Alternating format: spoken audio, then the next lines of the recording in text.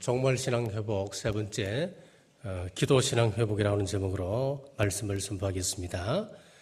자, 우리 신앙에서 기도만큼 아름다운 것이 또 있을까요?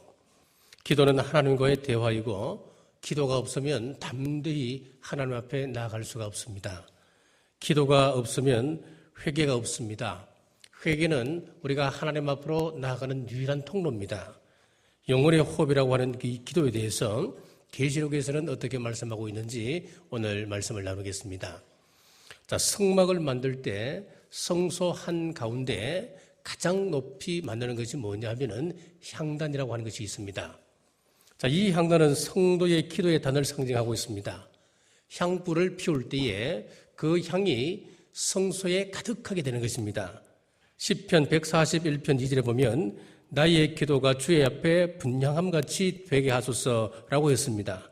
오늘 이곳에 모인 여러분들에게 기도의 향이 가득하기를 간절히 바랍니다.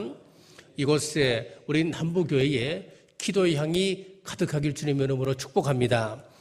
자, 출애굽기에 보면은 향단에 피울 향을 4가지 향을 잘 섞어서 만들으라고 가르치고 있습니다.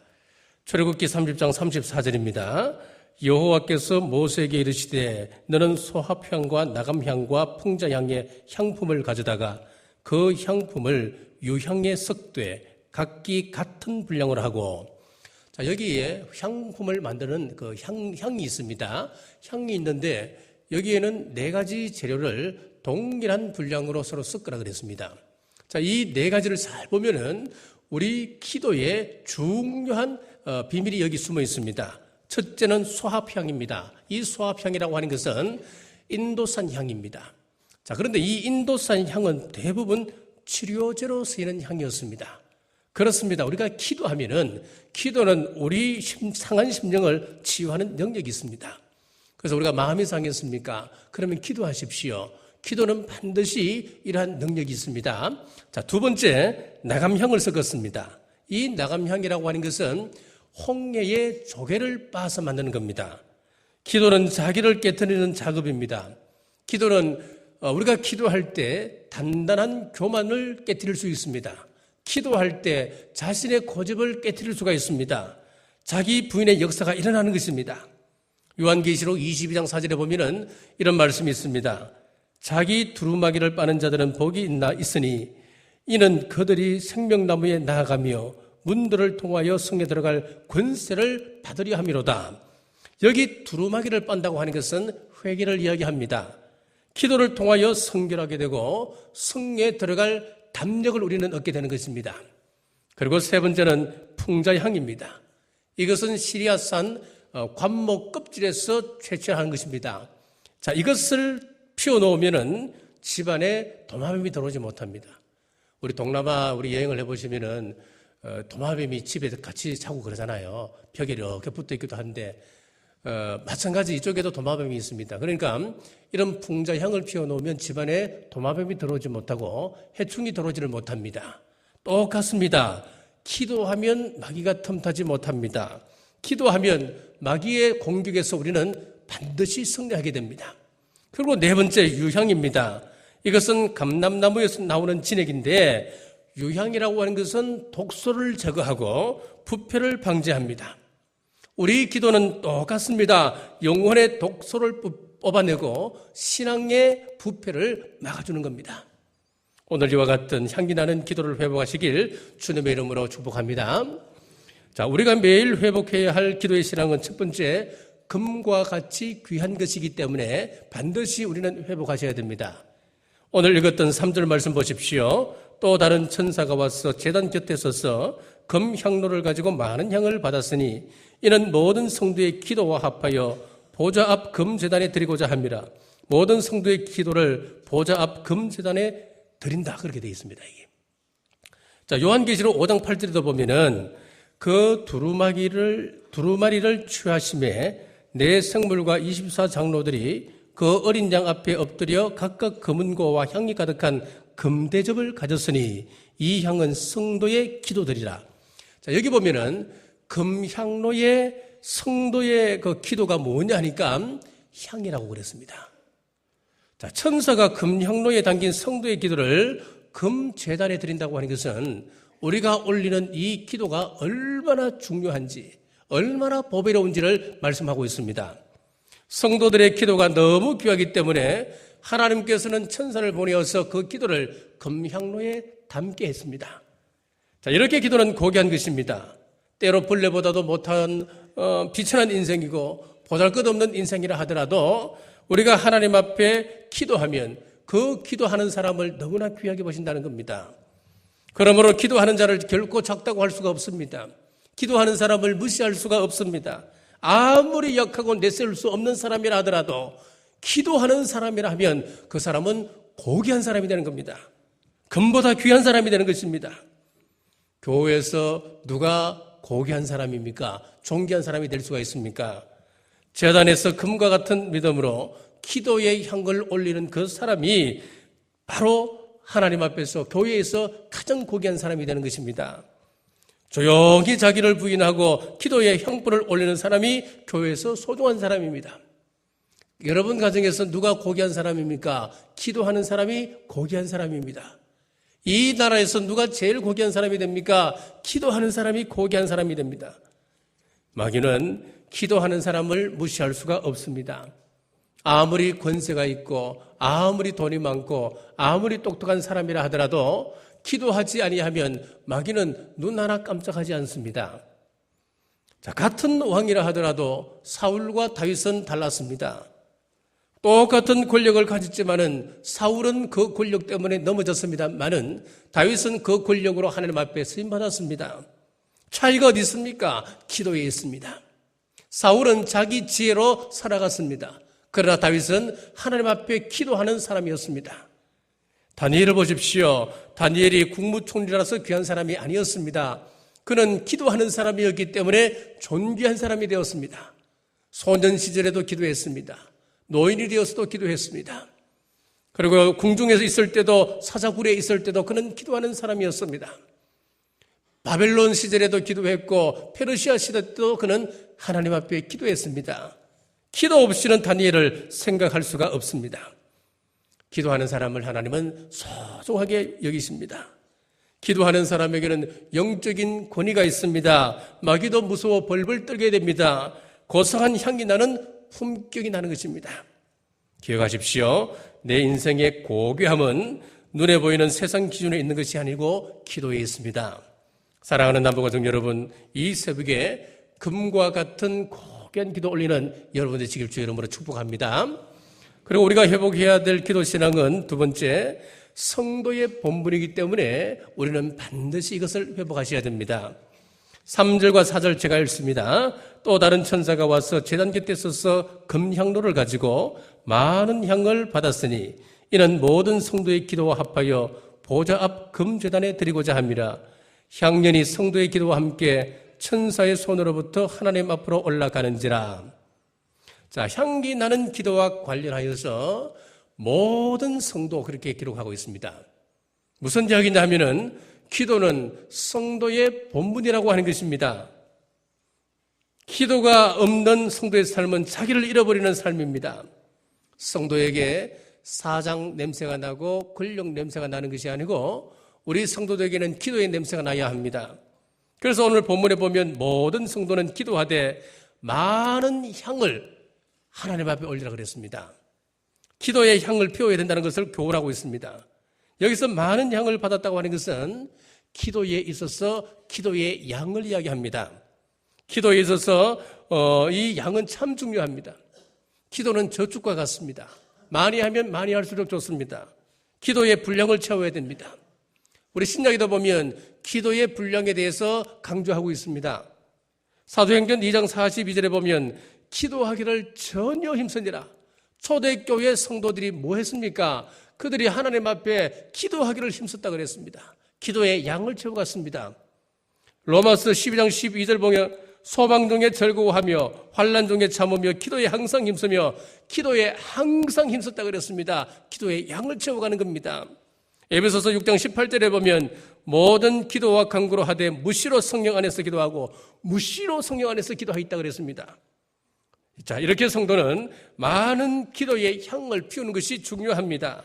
그런데 기도의 한탕 주의에 젖어서 큰 문제를 당했을 때 한 번 기도로 끝내려고 하는 사람이 있습니다. 안 되는 것입니다. 새벽 기도, 철야 기도, 골반 기도, 일하면서 기도, 잠자기 전에 기도, 기도의 향을 끊임없이 우리는 올려드려야 됩니다. 사도행전 12장 23절에 보니까 사무엘이 기도하기를 쉬는 죄를 범하지 않겠다 그랬습니다. 기도의 양을 강조하는 겁니다. 기도의 양을 채우시는 우리 남북의 온 가족들 되시길 주님의 이름으로 축복합니다. 자, 이것이 요즘은 과학적으로 증명이 되고 있습니다. 양이 중요합니다. 역치의 법칙이라고 하는 것이 있습니다. 흑설러라고 하는 사람이 주장한 그런 이론이 하나 있습니다. 자, 이 역치의 법칙이라고 하는 것은 요즘 이제 일반 과학자들이 증명을 해 나가고 있는데 어떤 일이든 양이 차야 의식의 세계에 난다는 겁니다. 홍삼이 좋으면 뭐 합니까? 하루 먹고 홍삼의 효과가 나타납니까? 일주일 만에 나타납니까? 한 달, 두 달, 석 달 양이 우리 몸에 차게 될 때에 찰 때에 의식의 세계에서 그 효과가 나타나기 시작한다고 하는 것을 이야기하는 것인데 믿음의 세계에서도 똑같습니다. 한 번 기도한다고 아니었습니다, 여러분. 오늘 우리가 읽었던 이 말씀 속에서 통일한 말씀이에요. 우리가 기도의 양을 채워가는 겁니다. 날마다 우리가 골반 기도로 하나님 앞에 나아가고 예배 시간에 하나님께 드리는 그 기도, 우리가 그 드리는 기도가 쌓여서 어느 날 의식의 세계에 나타나기 시작한다는 거예요. 기도의 양을 채워가시는 여러분 되시기 주 이름으로 축복합니다. 세 번째, 우리가 기도해야 할 이 기도 신앙은 하나님께 반드시 상달되는 기도이기 때문에 우리는 회복하셔야 됩니다. 4절입니다. 향연이 성도의 기도와 함께 천사의 손으로부터 하나님 앞으로 올라가는지라. 기도는 반드시 하나님 앞에 상달됨을 말씀하고 있습니다. 5절을 보십시오. 천사가 향로를 가지고 제단에 불을 담아다가 땅의 소돔에 우레와 음성과 번개와 지진이 나더라. 성도들의 기도로 말미암아 종말의 7 나팔의 계시가 이 땅에 펼쳐진다고 하는 것을 말씀하고 있습니다. 자, 그렇기 때문에 기도는 하나님의 뜻을 이 땅에 이루어드리는 방법입니다. 통로가 되는 것입니다. 사도행전 10장 4절에 보면 내 기도와 구제가 하나님 앞에 상달하여 기억하신 바 되었으니 벽부장 고넬료가 드린 기도가 하나님 앞에 상달되었다 그렇게 말씀하고 있습니다. 자, 이렇게 우리 성도들이 올리는 기도는 아침 안개처럼 사라지는 것이 아닙니다. 때로 우리가 드리는 기도가 연기처럼 사라지는 것이 아닌가? 때로는 응답이 더뎌질 때에 이것은 아무 소용없는, 아무 의미 없는 그런 헛짓하는 것 아닌가? 그렇게 생각할 수도 있습니다. 그렇지 않습니다. 성도의 기도는 반드시 천사가 금향로에 담아서 하늘에 계신 우리 하나님 앞으로 가지고 올라갑니다. 땅에 떨어지지 않습니다. 우리가 한숨 속에 우리가 푸념하는 그런 기도를 올릴 수 있습니다. 가슴이 답답하여 한숨 쉬면서 하는 그 기도, 그러한 기도라 할지라도 결코 땅에 떨어지지 않는 것이 기도입니다. 기도는 소중한 것입니다. 얼마나 소중하기 때문에 하나님께서 금향로에 그것을 담으라 그랬겠습니까? 금제단에 올리라 그랬겠습니까? 자, 이것은 실합니다. 1931년도 2월달, 그러니까 일제가 우리나라를 점령하고 중국을 삼키고 있는 그 시기였습니다. 1931년 2월 중국 남부에 극심한 흉년이 들었습니다. 밀 농사를 추수하기까지는 한 달 기간이 남았습니다. 너무나 가뭄이 극심했기 때문에 한 달 동안 기다리다가는 마을 전체가 굶어 죽을 판입니다. 그래서 마을 사람들이 미국 선교사에게 찾아갔습니다. 찾아가서 이렇게 이야기합니다. 우리가 굶어 죽게 생겼으니까 먹을 양식을 좀 모금해달라고 부탁을 한 거예요. 그때 미국 선교사님이 이야기했습니다. 우리도 지금 먹을 것이 없습니다. 그러나 우리 하나님은 모든 것을 가지고 계시는 부자십니다. 우리 하나님은 못할 것이 없으신 능력 있는 분이십니다. 우리가 함께 모여서 기도하면 하나님은 반드시 양식을 우리에게 보내주실 겁니다. 그래서 마을 사람들과 함께 그 시간부터 눈물을 흘리고 땀을 흘리며 기도하기 시작했습니다. 기적 같은 일이 벌어졌답니다. 갑자기 먹구름이 북쪽에서 몰려오더니만 비가 내리기 시작하는 겁니다. 그런데 자세히 보니까 비가 아니었습니다. 양식이었습니다. 곡식이 하늘에서 떨어지기 시작하는 겁니다. 그래서 들판에 곡식이 얼마나 많이 쌓였던지 그 마을 전체가 풍족하게 그 곡식을 거뒀다고 하는 그런 이야기입니다.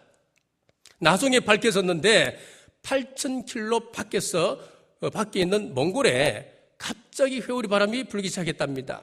기도하는 그 시간부터 불기 시작했으면 후에 밝혀졌습니다. 몽골의 한 곡식 창고 한 동이 완전히 그 회오리 바람에 빨려 들어가서 사라져 버렸는데 그것이 8,000km 밖에서 기도하고 있는 그 사람들에게 떨어졌다는 거예요. 여러분, 기도가 옛날 아브라함 때만 귀한 것 아닙니다. 우리 예수님 때 제자들이 기도할 때에 우리 주님께서 응답해 주셨던 것처럼 제자들 그 시대 때 응답하는 그런 기도가 아니라는 이야기입니다. 이 시대에도 우리가 동일하게 하나님 앞에 믿음 가지고 기도 올려드리면 그 성경의 역사들이 동일하게 이 시대에도 나타나게 되는 겁니다. 오늘날 군대에 가서 기도하면 군에서 하나님 들으십니다.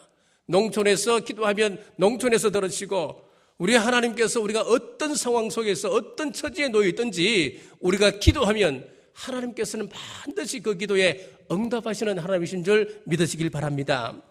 마지막 때는 기도가 아니면 환난을 이겨낼 수가 없습니다. 막연하게 우리가 정말 그러니까 두려워할 이유가 없습니다. 무서워할 필요가 없습니다. 기도하면 이길 힘을 주십니다. 기도하면 기도가 향이 되어서 하늘 보좌에 상달되고 환난을 이길 수 있는 7영의 역사가 우리에게 반드시 임하게 될 줄 믿으시길 바랍니다. 이 말씀 믿으시고 금과 같이 고귀한 기도, 성도의 의무인 기도, 반드시 상달되는 이 기도 약속을 믿으시고 기도신앙 회복하시는 우리 경주 남부교회 성도들 되시길 주님의 이름으로 축복합니다. 기도하겠습니다. 능력 많으신 아버지 하나님, 43차 새벽기도 총진군의 새벽을 깨우게 하심을 감사합니다. 우리를 장악하고 있는 세상의 창문을 과감히 닫고 하나님을 향하여 기도의 창문을 활짝 열게 하여 주옵소서. 기도는 보좌에 향기 나는 향이라 그랬습니다. 기도는 하나님 기뻐하는 헌정하실 만한 향기입니다. 반드시 응답하심을 믿고 신앙생활 회복하는 기도 신앙 회복하는 이번 새벽기도 총진군 되게 역사하여 주옵소서. 마태복음 10장 기도합니다. 마태복음 10장 7절 우리 남북의 온 권속들 천국 가게 하여 주옵소서. 마태복음 10장 8절 천국 가는 그날까지 건강을 지켜 주옵소서. 연약한 많은 성도들이 있습니다. 육신의 질병으로 인하여 고통 가운데 있습니다. 사랑하는 자여, 내 영혼이 잘된 같이 범사가 잘되고 강건할지어다. 마태복음 10장 12절 기도합니다. 우리 성도들 가정과 직장과 생업에 우리 하나님의 평안이 있을지어다. 우리 공부하는 자녀들에게 하나님 평안이 있을지어다. 부부관계에 평안이 있을지어다. 이 모든 말씀 믿음대로 될지어다. 이제는 우리 주 예수 그리스도의 은혜와 하나님 아버지의 무한하신 사랑과 성령님의 감동감화 위로교통 충만하심이 이곳에 함께한 주의 온 권속들 머리 위에와 각 가정과 직장과 생업 위에 지금부터 영원토록 함께하시길 간절히 축원하옵나이다.